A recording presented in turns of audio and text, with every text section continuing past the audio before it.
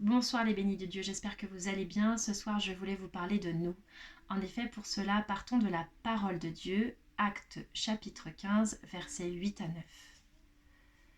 Et Dieu, qui connaît les cœurs des humains, a attesté qu'il les accueillait en leur donnant le Saint-Esprit aussi bien qu'à nous. Il n'a fait aucune différence entre nous et eux. Il a purifié leur cœur parce qu'ils ont cru. Eh bien, ce soir, je voulais vous dire que le Seigneur nous voit avec les yeux de l'amour infini. Pour lui, nous sommes tous égaux. Personne ne vaut plus que d'autres. C'est lui qui nous a créés. Et il nous a créés, il ne regarde pas la couleur de nos peaux, il ne regarde pas notre compte bancaire, il ne regarde pas nos tenues vestimentaires, il ne regarde pas nos cultures, il ne regarde pas notre foi et notre religion. Il regarde à l'amour que vous avez dans votre cœur. Il va regarder ce qui nous remplit. Ce qui nous remplit, si c'est la compassion, la bienveillance, le respect des autres, ou si c'est le jugement, la critique, le dégoût. Et bien plus on va être en prière, et plus on va avoir envie de prier pour ceux qui nous entourent et de les regarder avec les yeux de Dieu, d'être tolérant.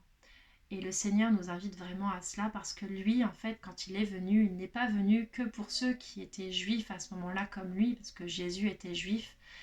Il est venu pour sauver l'humanité entière. Il n'a pas choisi un peuple qui pratiquait déjà avant. Il a choisi la totalité du monde. Et c'est toujours cette vérité aujourd'hui. Il nous choisit tous, il nous aime tous et il nous veut tous avec lui.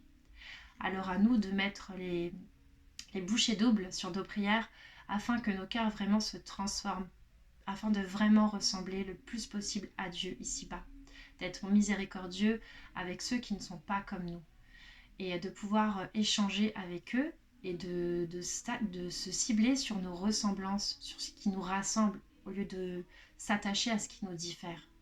Priez pour le monde, priez pour ceux qui vous entourent, pour ceux qui ont des épreuves.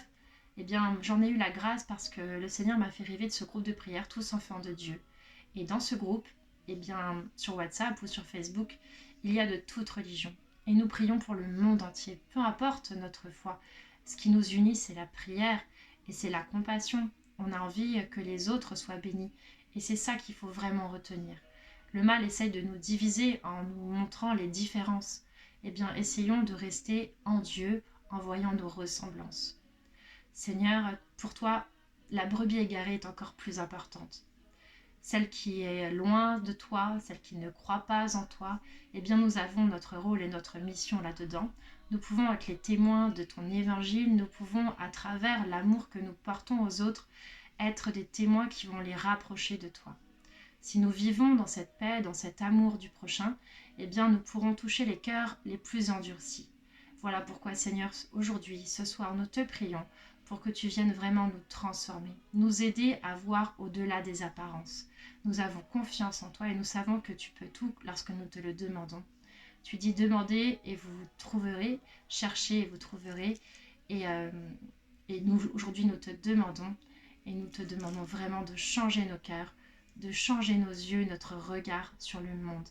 Merci Seigneur parce que toute prière est entendue et nous savons que tu peux tout pour ceux qui nous entourent, ceux que nous croisons chaque jour et qui sont différents de nous. Fais-nous les aimer comme tu les aimes. Soyez bénis. Amen. Je vous aime.